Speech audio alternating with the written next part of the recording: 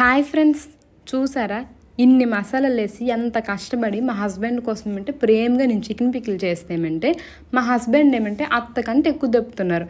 పాపం మా అత్తయ్య గారు అయితే ఇప్పుడు ఒక్కసారి కూడా నాకు దెప్పలేదు, కానీ మా హస్బెండ్ మాత్రం 100 సార్లు 200 సార్లు దెప్పాడు. నా హస్బెండ్ ఇలా ఉన్నాడు, అందరు హస్బెండ్లు ఇలా ఉన్నారు నాకు తెలియదు, కానీ మీకు తెలిస్తే కామెంట్ చేయండి అబ్బా. అసలు ఏమైందంటే ఒక రోజు ఏమిటి నేను చికెన్ తెచ్చేమిటి చికెన్ పికిల్ మా హస్బెండ్ కోసం చేశాను. చేసిన తర్వాత ఏమిటి చికెన్ పికిల్ బాగానే తిన్నారు. తర్వాత ఏమైందంటే ఒక రోజు ఏమంటే ఒక ఆవిడ ఏమంటే పక్కింటి నుంచి ఏమిటి చిన్న కప్పులో ఇంత చికెన్ పికిల్ వేసుకొని టింగ్ టింగ్ ఊపించుకొని వచ్చి తెచ్చి ఇచ్చింది. మా హస్బెండ్ ఏమిటి ఆ చికెన్ పికిల్ తిన్నారు.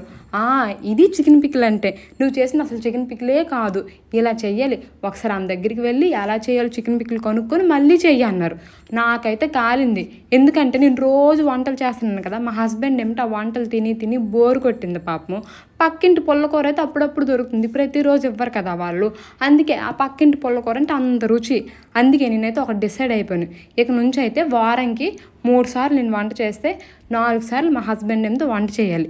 నా వంట బాగుందో మా హస్బెండ్ వంట బాగుందో మా హస్బెండ్కే డిసిషన్ అంతా వదిలేస్తాను.